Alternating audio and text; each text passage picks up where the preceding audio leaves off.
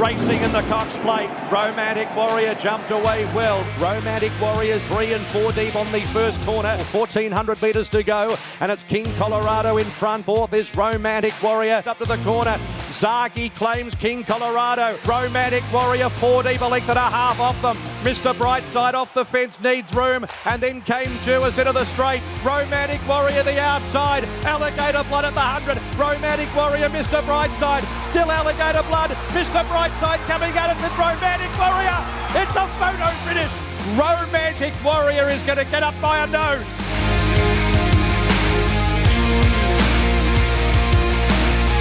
Describe what you're feeling at the moment. Looking around this big crowd, you've won the Cox Plate. First thing, I'd like to thank Mooney Valley Racing Cup, especially Michael, John, Paul, and Lawrence. And second, I want to say I come from China, Hong Kong, the Hong Kong Jockey Cup. Danny Sha Tin. Thank you very much. Thank you. You've travelled horses. You've been to Royal Ascot and won Group 1s. Yeah. Describe this feeling of winning here at the Cox Plate. I'm very happy. I don't know how to tell you how happy I am, but I tell you I'm really, very, very happy. You can imagine how big this will be for Hong Kong racing. Absolutely. There will be a great win for the owner, and I like to thank Peter. Peter, the owner, made the decision to come here. James McDonald, all the team, all the Hong Kong fans, my wife Christy, my son Aaron. I love you, I love you!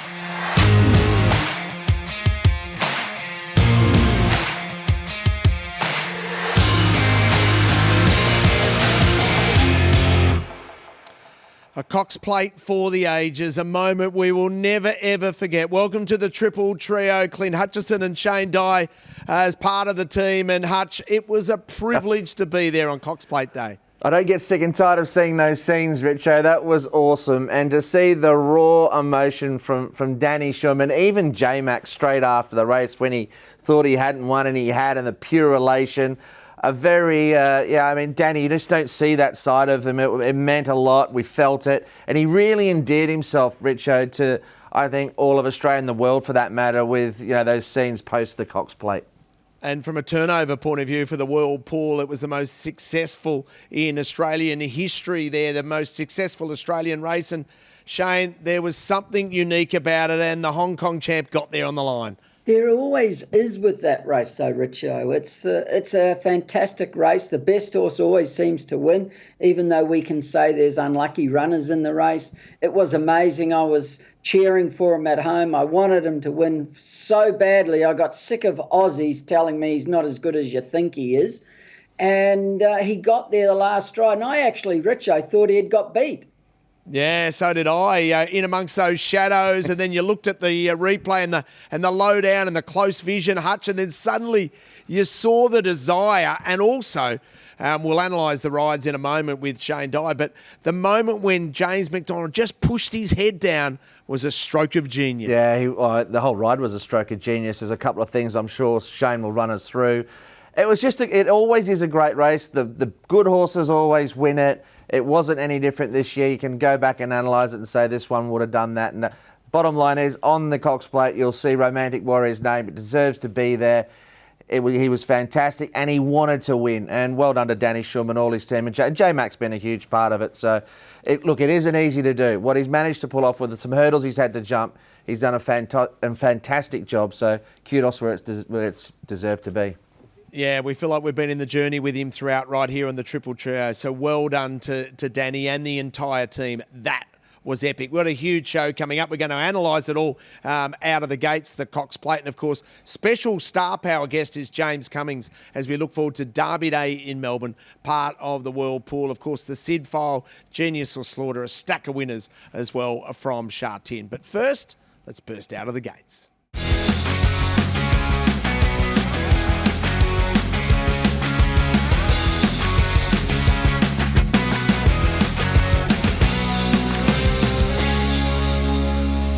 We burst out of the gates with Romantic Warrior's unbelievable win in the Cox Plate. Shane, James McDonald was just simply brilliant throughout. Now, he drew an interesting barrier. He put Romantic Warrior into the race and, well, the champ did the rest. He gave him a beautiful ride. It was the same last year with Animo when he won. Here's the race here. Now watch gate 3, Militarised first.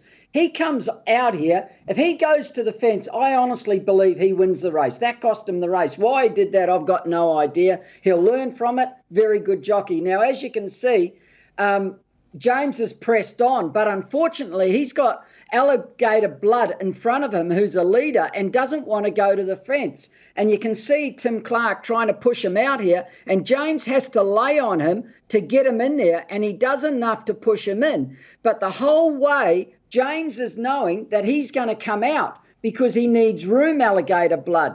And he makes his decision at the 900 to come back off him, Clint, to give him a breather. If he had pushed on there, he probably gets beat. Back last in the Cerise was another unlucky runner, which was Fangirl, but Zach had no option. You got to remember, this track was a huge inside track. You couldn't win coming from back and around. Now up here, if we go back, you see here, this is what won the race. The third horse is coming off the fence to go forward. Tim Clark's looking around, and James goes, all right, you go. I'm going to lose a length and a half, but I'm going to save energy. And this is a jockey thinking, and this is what I keep telling jockeys I want to teach today. You've got to save energy, and you've got to think about your horse and the opposition. He's following a very good horse in Alligator Blood. But while he's doing that, look where Mr. Brightside is. He gets up there, a very good ride from Craig Williams, but look where Militarised is back. He could have been where Craig was with the run of the race. James comes out now, pushes the button, and you've got in the yellow cap just in behind, Damien, who should have come back half a horse, come to the outside, who never got a clear run. He couldn't go anywhere. The inside horse gets up here, but what happens now is James actually lifts this horse and gets him over the line first.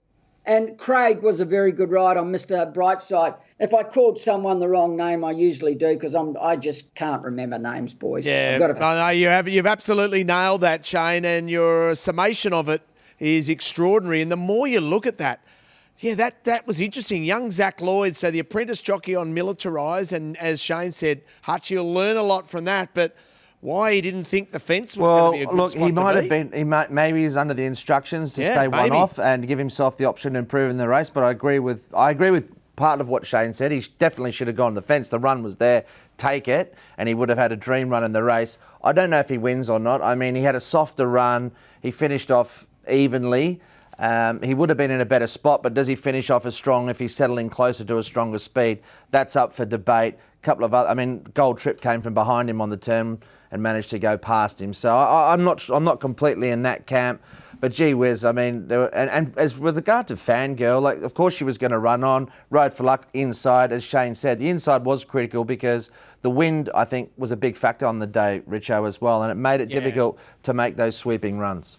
Yeah, no doubt in that. We caught up with Zach Purton after the race, and he said, listen, I think she was at her top. I don't know if she would have won the race, Fangirl, with the luck that she had, and maybe, more 1,600 metres is more her go, but he rode it accordingly. And then James McDonald also said after the race, this will top him off perfectly, Shane, for the International Hong Kong Cup. So bring it on. He'll go to another level. Well, it was... Actually, James went into the race thinking he wasn't 100% fit. I know that for a fact. He said he's still one run away. So I can't make 2 runs on him in this Cox Plate. If I do, he'll be found wanting. I've got to save him. And it was just a ride that just was thinking the whole race. He's just so good in these big races. He thinks the whole time. Put him in the right position and won it. Hey, Shane, now with Militarised, Clint, I understand what you're saying, but he had that horse pulling. He could have been 4th fence, not pulling, relaxed, and he would have been, because horses don't pull when they're on the fence. They pull when they're one off. He had him pulling. There's no risk he finishes off. And if you watch him from the turn to the winning post, he's the one making ground up, and he could have been 5 lengths closer.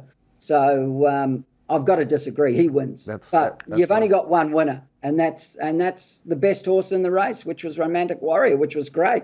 I think we all backed him, so we were very happy. We were. And Shane, the other good thing with Romantic Warrior is his ability, and it's understated, I think, a little bit. you know, when you can take a position on a horse like he can when that guy, you know, a lot of these other horses, they need a certain kind of run. They need the race run like this. They don't go forward. You know, he can do that. And, you know, his ability to take a position and kick off a strong or slow speed, it's a huge asset. Well, you're 100% right, because he can. He's so good out of the gates, he just puts himself there. But the funny thing about that horse is he can't run a quick sectional at an end of the race. If you go back 3, he can't run 21s or 22s. So he needs the pace on where they're going along, and he can keep going because he gets an easy run on pace, and he's just too strong, you know. If it's a slow run race and you got a golden 60, he'll run over top of him. But when it's a nice run race the whole way, he's very, very hard to beat, or near impossible to beat, as his form has proven over time, Clint. Yeah, he's an absolute champ, isn't he? He was fantastic.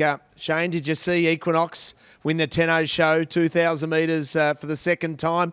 I mean, that'd be a mouth-watering clash, wouldn't it? I mean, Romantic Warrior would have to be at his absolute best to be able to defeat this guy. Geez, how would you like to ride a horse like this, Clint? You never had the experience, but oh, mate, it would just be a dream. He's something else. Did you see the time, Richo? 1:55. Well, unbelievable. It's just phenomenal. And the form, just as a reference, can be a little bit tight. And that's Prognosis finishing third, who was behind Romantic Warrior. And obviously this rated the best race, I think, from my mentally international analysts. And he's got a few lengths, so Romantic Warrior has to make up on the likes of Equinox. But they've hinted they might go to Japan, the ownership group, at some point. So that'd be exciting. And brave, one would have to say. And there's a good chance, guys, that we'll see Prognosis out of that race go back to Hong Kong and maybe take on Romantic Warrior again. Okay, well, that's mouth-watering in itself. Hutch, we caught up with Zach Burton after the races on Saturday night, and then he jumped on a plane and went back home, and he was in good form on Sunday. He certainly was. He dominated. This was a nice win. The track's been very shifty the last couple of meetings, Shane. There's obviously the changing of the grass. They've run slow times. It hasn't been easy from a few point of views, but we had some big margins, and Seasons Wit was one of them. Jamie Richards has done a good job with that horse. Yeah, Zach had a great day. It's been hard to find winners there, especially on Wednesday night. If you watch the first race, they're really getting into that track. So you more or less got to look for horses that have run well on rain-affected going. It's a different track, and it's throwing up big results at present. It's not easy to find them. I lost on Wednesday night. How did you go, Clint? No, it wasn't good at all. Sunday was okay. We had Tomodachi Kokoro and Seasons Wit, but as a bulk, it was really, really tough for us. So we're hoping to bounce back at Sha Tin, Jane. Well, we've always got next meeting, haven't we? That's the great thing about racing. That's the beauty of it, isn't it? Douglas White and English Chung are in good form as well, Hutch. Douglas normally finishes the season well, so I think it is noteworthy. His horses are racing well. This was lucky that there wasn't probably a more serious accident here. Young lad just needs to be probably a little bit more polished and good in executing it. He got a suspension out of that, Angus, but he rode a treble. He also copped 2 suspensions, and this is his interference, Shane. Gee, he probably, what does he need to do here? Just stop and straighten rather than continue to run it? Straighten it. He just run in when he changed whips. He'll learn from it. It's nothing major. It's not something that happens all the time, and he's been pretty good. He hasn't had many suspensions. He'll correct that. But he did get in, and he had to get suspended, and both his suspensions were warranted, and he's flying that kid, going really well. Yeah, let's have a look at the premiership, and you see Danny Schum on top from a trainers. Not only is he winning Cox Plates, but also leading the training premiership at the moment. And Zach and Hugh are tied at the top with 20 wins. So there, and Angus Chung in really good form with his 12. So normal programming recommences with Zach on top. We're going to take a quick break as we're going to make our way to Sweet in defeat. They're off, and Sugar missed the start by 4 lengths. Then Dublin Star, Sugar Fast Buck, smart leader.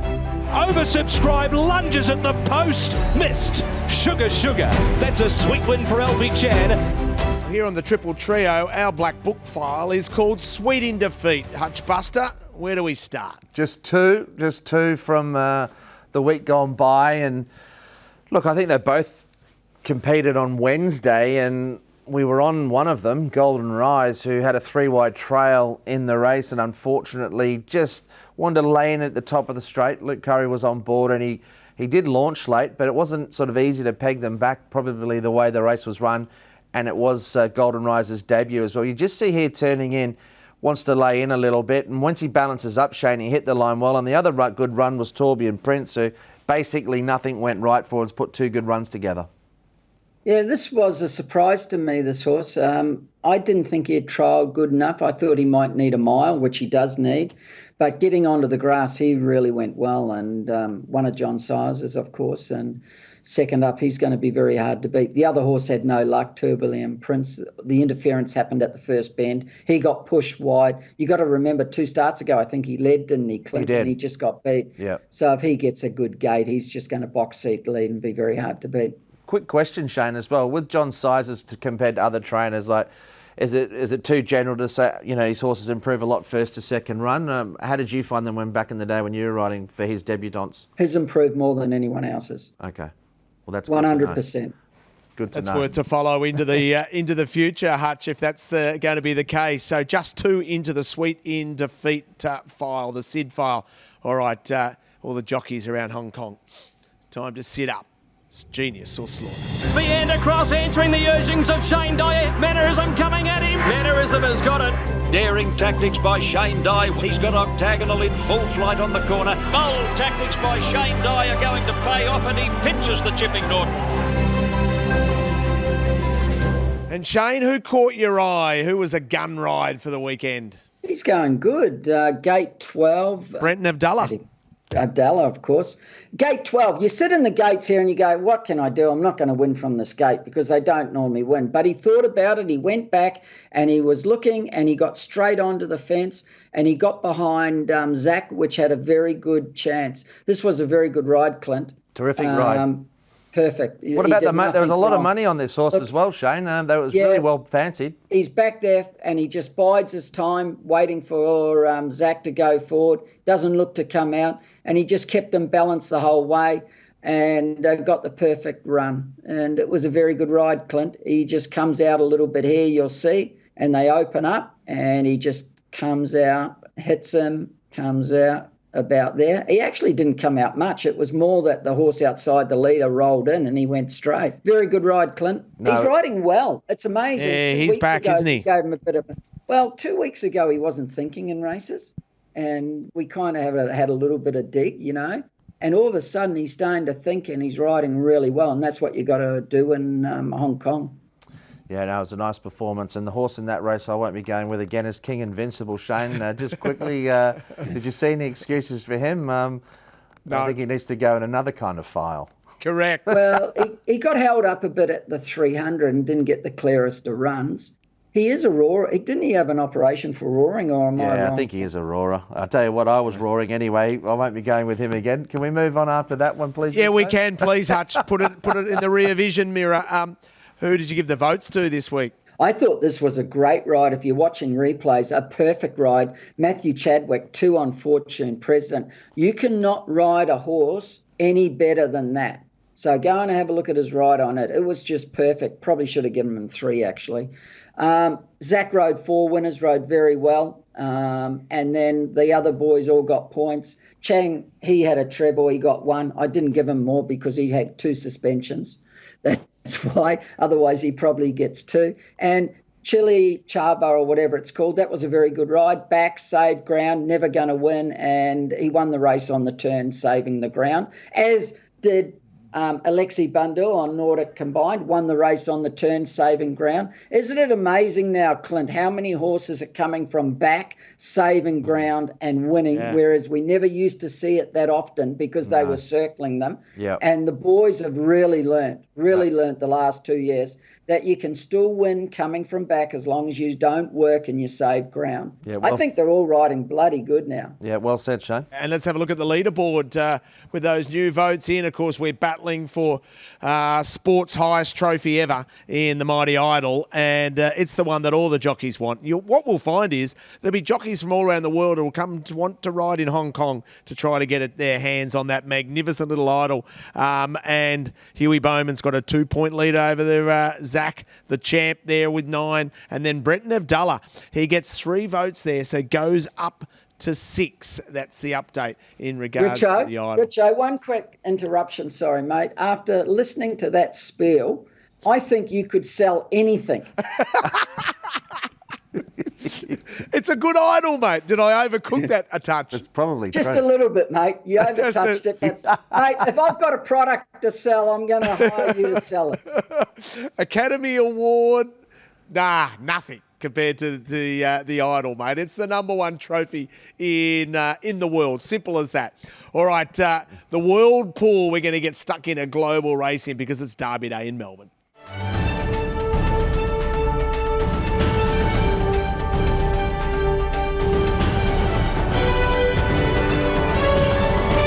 Magnificent World Pool is betting on Derby Day at Flemington. All races with, of course, Win Place and Quinellas and Quinella Place, which is duet in Australia, Trifecta or Tierce as well. The traditional start to the day, the Carbine Club Stakes. You win the Archer Stakes and you're into the Melbourne Cup. That's what's up for grabs there. Small field. And then we get a sprint, Group 3 sprint. And you can see the quality throughout. It is Group 1 racing with 3 big Group 1s, but then group racing throughout with the Wakeful leading into the Oaks. But all right, let's get stuck into the Derby. Hutch, who do you like? The favourite, I think J-Max got a great opportunity here on a horse called Riff Rocket. He was in a slowly run race last start. Ignore that. He annihilated opposition prior at Flemington. Don't see the trip being an issue. Chris Waller, grand final trainer. I think he's got an awesome opportunity to take this one out. So I think Riff Rocket, who will probably be around about even money, I think he wins it. This was his last start. Now, Sunsets does beat him, but like I said, and Apulia looks a danger, who won at the Cox Plate meeting last week. But don't read too much into this race. His win prior was simply awesome, and I think he can turn it back and probably win by a margin. I think he deserves to be favourite. There's a bit of Quinella, Shane, I reckon, before we get your numbers. I thought number 8, Gates, is Quinella potential, along with Roguery, number 12, and obviously Apulia is in the mix as well. So Gates was the horse that was running 4th there, that ended up running 3rd and defeating Apulia, and I think he will run really well, Shane. Gates in that Quinella 4. Hutch. What people have to remember is these horses haven't been over the distance, right? So they're all in the same bracket, more or less. The 3-year-olds, they're going from 2,000 to 2,500, and he's going to be very hard to beat with Riff Rocket. He's going to get a perfect run. He could be odds on.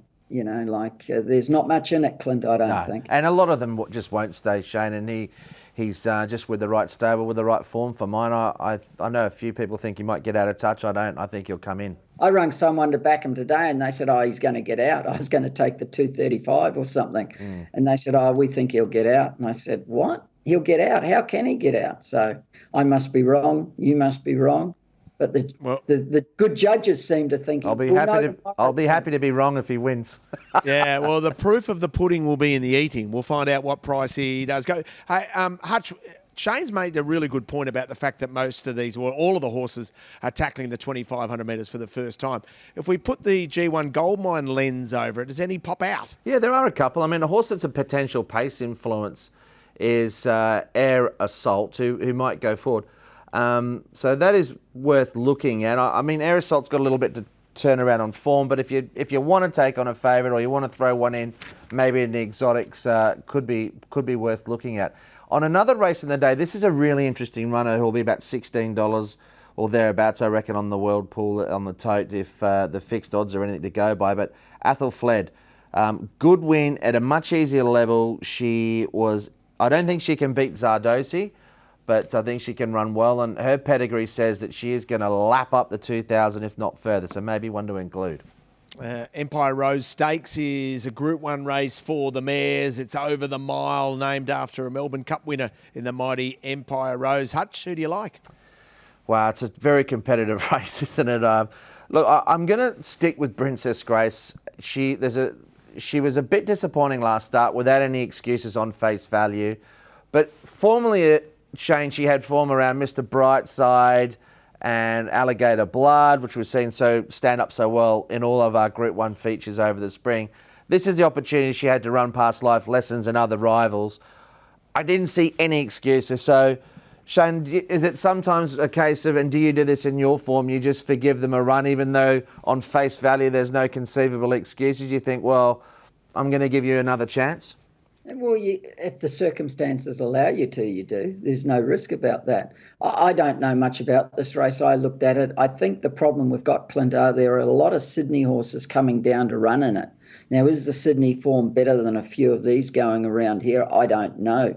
Like Renaissance, and can they come from back tomorrow, Derby Day? Like Renaissance Woman's big odds, and it's racing really well. It'll get back and be running on down the outside, but whether it can make up the ground, I'm kind of going Princess Grace. You know she's going to be in the first 3 or 4, and it's just going to be a matter of whether she can hang on or not. There's a lot of speed in the race. They're going to go quick. Might suit, if you do want to trust the Sydney form, Richo, probably a horse I know you got a bit of time for. Is it a Tissue? And there's a couple others there you give a hope to? Yeah, Hope in Your Heart will run really well. She's been tackling all the weight for age races like the King Charles here at Randwick. So I think she'll run well back in Mare's Grade. And even down the bottom, Osbred Flirt and also More Secrets are way over the odds. And if drawing a nice barrier, I think that will be no disadvantage on Saturday. There are a couple to consider. But maybe the highlight of the whole day is the Coolmore Stud Stakes.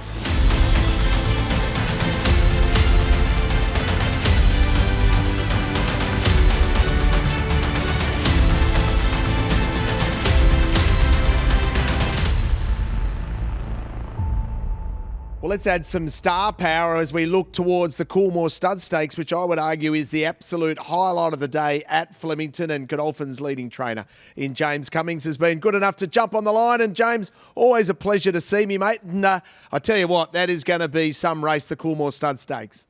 Yeah, it's a good race, isn't it? And so it should be because, along with the prize money increase, it's just continued to build in esteem since converting to a Group 1 Hutchi Ascot Vale Stakes. And look, it's a big deal for the colts that are racing with their stud careers on the line.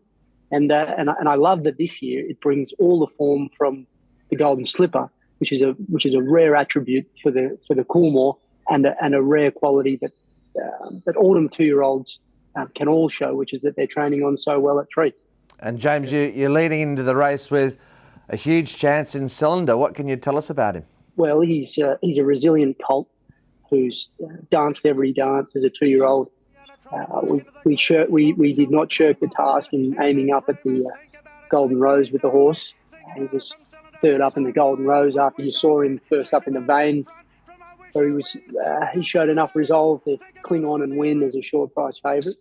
And I like that this year, with the 6-week gap between the Golden Rose and the Coolmore, that he's had that tough run against the older horses in the Everest. Really battled on solidly there, didn't he? To only be beaten a touch over a length, and you've got to think that's going to be good form for the Everest and for the Coolmore, I beg your pardon. And no surprise to see that even the other 3-year-old from the Everest and the Golden Slipper winner Shinzo is one of the other popular horses in the race. What I love about this horse is how tough he is, James. You've spoken about him, and he fractured his jaw early on in his career, yet he's just pushes through the pain barrier. You know that he'll run a great race. Yeah, look, he hasn't won a Group 1 yet, but he's loomed up on second in a slipper. He ran third in a Golden Rose, 3 wide all the way, and he's probably not a genuine 1,400-metre horse. So I think this is an absolutely golden opportunity for the colt to snare a Group 1, but it's one of the best Group 1s that he could possibly get on his CV at the same time. So he needs to show all the brilliance that he's got. I think he needs to run as good as he's ever run. If he can match the PB that he produced in the Everest, where he ran so well against those weight for age horses like the absolute star sprinters outside of Imperatriz in this country, then I think that he's a legitimate chance of not only winning the race, but he's also a big prospect of continuing to build his profile, which he's got to do if he's going to claim a spot on the Darley roster. James, Derby Day or Coolmore Day, we've got a host of good chances as well, and one of those on the undercard, if I call it that, of course, is Zardosi. He looks a fantastic chance. Yes, a beautiful filly. She's by Kingman. the first time I got her out to 1,600 metres, she drew clear, and then Edward Manifold looked good doing it. And that was on the quick turnaround after a luckless run at Sandown. I tapered off with her going up to 2,000 metres, gave her the month between runs, and I've left therefore the door ajar if we want to put her on the quick back up into the Oaks on Thursday. But tomorrow's a very important race for her from the perspective of the Oaks. She's going to have to enjoy a strong pace. She's going to need to stay it out strongly, and look, a little penalty, a 2 kilo penalty for winning the Group 2 Edward Manifold. That's all right. I think the most important thing is that she's hitting the line strongly late. It's a good race for her, nevertheless. She's quite well placed, and if I just really feel like she's going to be pretty hard to hold out. But I've got a lot of respect for her opposition, and it will be important to see her storming to the line with a view to the Oaks over 1.5 miles, 5 days later. James, you are a Cox Plate winning trainer. You handed the crown over to Danny Shum with Romantic Warrior. You didn't have a runner this year in the Cox Plate. What did you make of it all, and how important was it for Australian racing that the Hong Kong horse ran so well? I liked the race a lot, and I congratulated Danny Shum for bringing the horse over here and getting it right. He knew that he had a lot of improvement in that horse after the Turnbull. The horse improved many lengths, and the closeness of the finish was a real thrill. The horse was very brave to loom up on the outside and take the race away from Mr. Brightside, who had struck the front. I felt for my brother Edward. His horse was held up, running fourth. Looked like she had a lot more to offer to us if she got it way into the clear. So Edward absolutely got it right, the choice of the race in the Cox Plate with Dewis, and he's got her absolutely flying.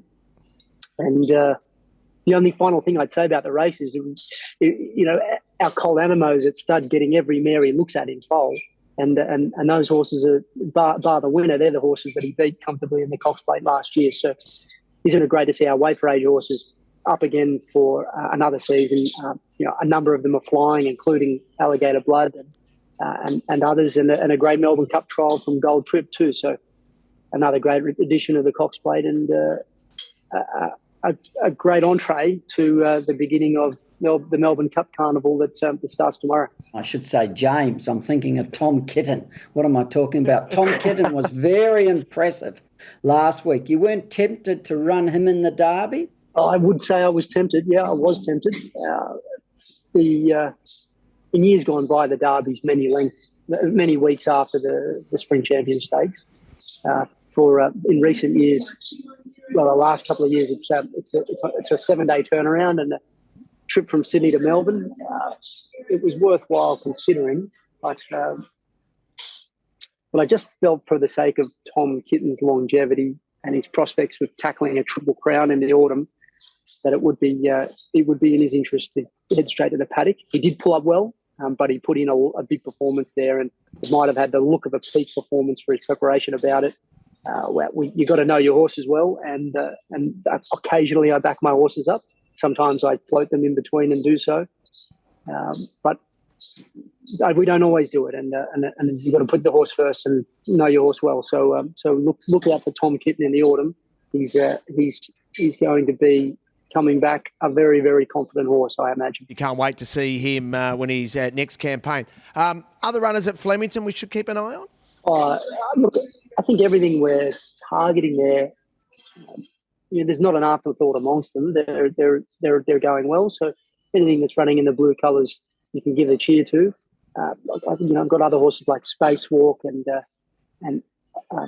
Tamalane's the last start Flemington winner. Valana's going to improve vastly off his first up performance.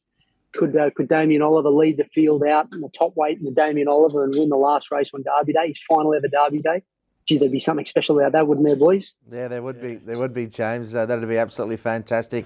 a race named in Ollie's honour. Just before we got one other thing. I'll try and knock off Imperatriz just to make things interesting because she's just feeding everything you've got down there. Yeah. So I'm going to bring in Secret down for the Darley Champion Sprint, and let's see if we can give Imperatriz a scare. Well, it was a huge run last time out. I'm giving you a great chance to do that, James. Just before we go, you mentioned about the International and the Cox Plate and Danny Shum. What about yourself and some of your army? Any chance of maybe going to a Hong Kong internationally with any of your stock in December or even in the foreseeable future? Yeah, I was really interested and I wanted to keep the door open there, getting through Cascadian and his returning run tomorrow and the Giga Kick and in Secret after the Darley Champion Sprint. But the boys just were a bit nervous about one being an older horse and the other having aspirations for international travel next year. So we unfortunately didn't take up the generous invitation to go to Hong Kong this year with them. But you never know. Cascadian's final ever racing campaign will be in the autumn.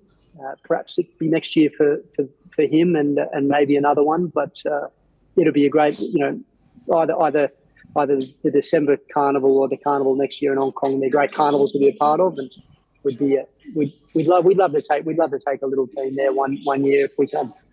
James, go and jump on that plane, mate. Thanks for taking the time and being part of the Triple Trio.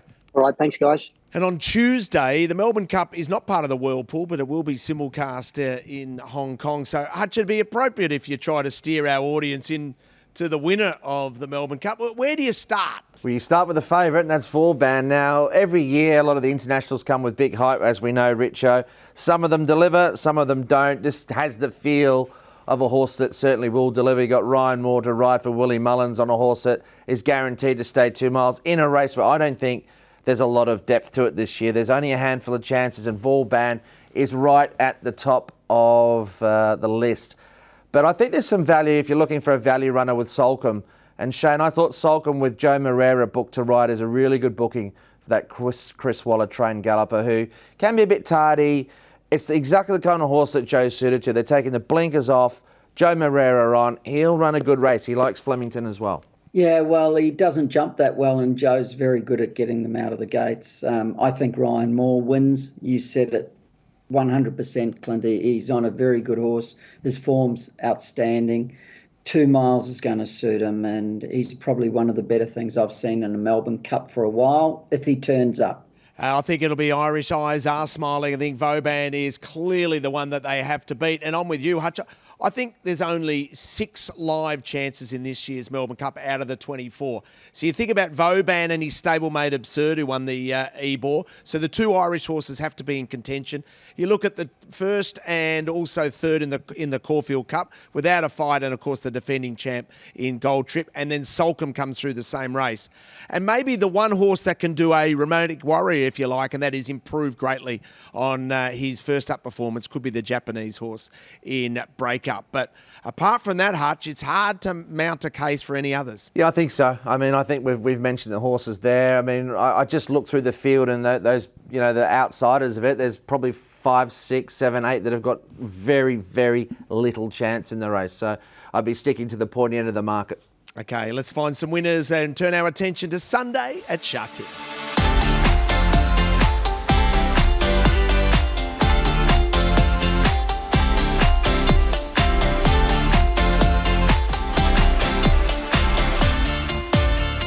Sunday at Sha Tin is the focus, and Hutch, let's start with race number 5. Lead us away. One of the great days throughout the calendar year, Ladies' Purse Day. Richo, this meeting is tough with a capital T. In the 5th event, Happy Together, reasonably long price favourite, I have on top over Ching, who's first up, resuming, but did trial well. The Best Peach has Zach Purton getting on board and has form lines around some of these as well. For me, Snaffles is included in this race as well, Shane, but Happy Together, second up for Frankie Lord and Alexi Bedell, maps nicely, and I think he gets the right run to probably go back-to-back. Yeah, I'll tell you what, there's not a lot of pace in this race, Clint. I've gone through it and I can't really see the pace unless something like Superb Boy, who's going to the mile, takes over and lead. there's a lot of good chances, like Galaxy Witness is racing well. He'll get back a bit. Might even race closer from gate 4. The best Peach is flying, but he's going to get back, and he's got 135 pounds. And, of course, Snaffles. But, your horse, he's got a great chance. He'll definitely race closer, I think, Clint, from gate 3 in this race. And don't forget Chang, the 6 horse. Last season, he went really well, and he went excellent first up both seasons. Yeah. He's got gate 1. He doesn't have to be out the back. I think he could surprise, run really well first up, that horse. Yeah, no, I tend to agree as well. But, there isn't much speed in it, but Happy Together, 1-1. Chingle tried well, but it is an interesting race. I don't expect any pattern on the day either. This meeting last year with the rail on the C+3, so the rail is out as far as it goes. The track actually played quite fairly, and I'm hoping that's the case again on the weekend, Richo. But 5th event, Happy Together on top in a competitive race. What about Ladies' Purse, race 7? This is a beauty. This is a much stronger edition than it was last year. And last year, of course, Moneycatcher won it. However, this year I'm going with Super Sunny Singh. I've got him marked 250. I think he'd take a lot of beating. I love the fact he drops in weight. His peak figure for me last year was 1,800 metres in the Classic Cup, and I thought he'd be extremely tough to beat. That said, Encountered comes out of a key form reference, which a number of them were in last start, including Straight Aaron, and this was the race here. He sat on the back of California Spangle. He kept on really well. Moneycatcher's got a bit of concede some weight here and probably didn't have the best run, Shane, but look, there's a couple of different form lines. I think Super Sunny Singh's the one to beat, but this is also a very strong form reference. Well, this race here, nothing actually went bad, did they, Clint? They all stayed the same in the straight. Nothing really ran on, but they all kept coming, So it's hard to pick the better runs because there were so many. Like Senior Topa even went well in it. I've definitely got Super Sunny Singh on top. He's going to sit back and get over top of them with 118 down the outside. There's pace in the race with Champion Dragon going from gate 5. You got Moneycatcher from gate 3 who will be up there. Nimble Nimbus or from gate 9 you would think would go forward. So I've definitely got Super Sunny Singh. I think you can see an improved run from Straight Aaron, going to 1,800, and he's had the 2 runs now. Good pace in the race, like you mentioned. The interesting factor is how much relevance do we place on, a lot of those horses were in the 4-year-old series, Super Sunny Singh against them, and he beat a lot of those horses, including Encountered, but Encountered seemed to go to another level, Shane, at the end of last season, and he sort of come back even better again. So I think whilst the head-to-head might not look great for Encountered, he's a tough one to knock because he's going to get a very good run in this race, just parked in behind the speed as well. The problem I've got between the two is the 10 pounds. It's a lot of weight, 10 pounds, Clint, And last season they were meeting each other on level weights, weren't they? And Super Sunny Singh hasn't gone backwards. There's no risk. He's gone ahead, but so has Encountered. He had excuses first up, Encountered. Second up, he run true to his form. He's a nice horse. And then we talk about Straight Aaron as well, Richo, who, you look at the Derby and you think, gee, he could have won with any sort of speed in it against a couple of those rivals as well. So it's an interesting race. And is it a race that we should keep a look on from a December point of view? Will we see some of these horses international meeting? Yeah, I think so. I mean, Caspar Founds is highlighted particularly with Straight Aaron. I mean, he won't have him too far from where he needs to be, and they're going to project out of this race into some probably more, weight for age contests, Shane, but you'd want to see a few of them standing up. Well, Senior Topa will be in the 2,400 metre race. He can't win it because the English horses are too good, but I'd be saying that he'll run in that. Yeah, I mean, it's interesting as well with Super Sunny Singh. They've gone 1,800 here. I'd imagine they want to win here and maybe go back to a mile. I don't know if they'd want to go 2,000 again, Shane. I don't think he stayed in the Derby last year, but not really sure. He's got a little bit too much brilliance, but what do? Do you run into Golden 60 or do you run into Romantic Warrior? It's a no-win situation. You can't take an easy route, can you, to go to the mile or the 2,000? But I think he's better over the mile, though, Super Sunny Singh. Yes, I definitely agree with that, Clint, because he quickens. Yeah. Yeah, that's mouthwatering, isn't it? We're so excited for December. Race number 10, Hutch, finish in style. What a race to finish the card with so many good chances and a lot of horses in form in the final event of the day, Rich. I'm sticking with Green and White, who on ratings has a little bit to find, but he might be able to do that second up with a drop in weight as well. I thought he looked to have a really good chance. Been with Yellowfin. he's still right at the top end and got a great chance. But he might just come off that figure, but the format around Taj Dragon's worked out well. There was good speed in this race. Of course, we've seen Taj Dragon win subsequently, but Yellowfin's flying. He gets a good run in the race once again. And outside of that, Shane, you got a horse, a couple of others that in the race that look like they've got good chances as well. Dromberg Banner will roll forward. Blue Marlin's been in fantastic form. So it's a really good race to finish off the card with, but I'm going to go with green and white just to get that soft run and run over the top of them late. Couple of things with this race. Dromberg Banner's trialled extremely well, Clint. He's going really good. He'll go forward. He's the class runner. The others who've been there, in the group races, he's got the kid off his back. I'll be surprised if he doesn't go well. I haven't got him on top, though. Flagship Warrior can definitely go better. He's trialled since his last run, and he looked really good. They rode him far too close last start. He's got to get back in the field, and gate 14 I'm happy with because he's got to get back and he'll run on. I've got Yellowfin on top from green and white. Both of them are racing well. Green and white, of course, is going from class 4 to class 3, but he's a nice horse. Had a very hard run the other day. He was wide the whole way, Clint, and he kept boxing on. He got to the front too soon, and it wouldn't be a surprise to see him win. He is a nice horse, but I've got Yellowfin from green and white with a couple of... Dromberg Banner by the sound of it. Yeah, Dromberg Banner and Flagship Warrior can go better, but Blue Marlin's racing well. This is quite a good race. There's a lot of good races on the lot of good race on the day, Rich. I mean, we've got sort of fields with a number of chances in, so should be a good punting day, that's for sure. And a reminder to jump on Hutchi's Honkers, subscribe, and you'll get the full analysis of each and every race, including his very best bets. Where do we start, Hutch? We start with a couple of races that we've covered. I'm very keen on Super Sunny Singh. I think the key point as well that Shane brought up, the weight. He gets weight off a lot of these rivals. He's hard fit. 1800's not a problem. Peak figure last year. We can take a Quinella with some of the leading chances there as well. So 5 with 2 and 4. But I think Super Sunny Singh, he looks one of the better bets. And I'm going to go with green and white as well. I think if you're playing green and white, I mean, the simple fact is that we're going to have to take a couple of Quinellas, and Blue Marlin and Yellowfin are the two for me. Although listening to Shane, I think Dromberg Banner might be one that you could add to that, because I kind of agree in terms of a horse that can roll forward, and he'll run a cheeky race for Angus Chung. Yeah, Shane, who you like? I'll go race 6, Top T. Had every chance the other day, but he's second up. He won second up last season, and the big thing is they've taken the blinkers off him. He had blinkers on him last start, and I don't know whether I don't actually think it suited him. He's better without them, and he's going to get a beautiful run with Zach on from the gate, and he won't be far away. Bring it on, mate. That's going to be brilliant. That is on Sunday. And, of course, from a world point of view, Derby Day. Shane knows what it takes to win a Derby. My memory, Golden Boy, goes back to Nothing Like a Dane, Gay Waterhouse trainer and RS Dye at his absolute best. Yes, Octagonal ran second that day, and I just won the Cox Plate on Octagonal. So James can do it, win a Cox Plate and then the Derby, just as I did. But then I ran second, unfortunately, in the Melbourne Cup. Shane, so hopefully James goes one better. Shane, I was there that year. And do you know what I specifically remember about you and Nothing Like a Dane? My long hair? No, it wasn't your hair. You had really tight silks on. Oh. Very yes, tight. I always wore tight pants. Yeah, always. wearing the skin silks. Yeah. Skins, always, yeah. always. That's what stands out in my memory bank. And was there something in behind you that was very unlucky as well?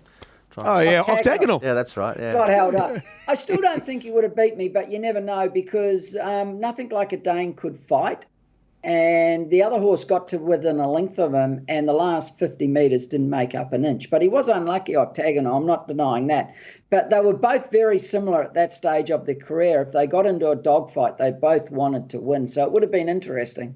It was a unique group of 3-year-olds, wasn't it? So there you have, talking about Octagonal versus Nothing Like a Dane. And then when it got to the autumn, you added in Saintly, and then Flonte was always there as well. They were 4 fantastic horses. And Shane, you were front and centre, a part of it all. Hey, great show today, team. Good luck on Sunday. Good luck on Saturday as well. And Golden Boy, let's do it all again next week.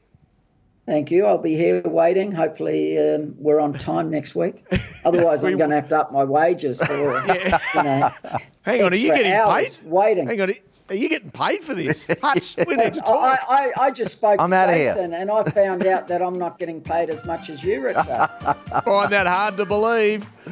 Time to mute his mic. Hope you enjoyed the show. The Triple Trio back See you, next mate. week.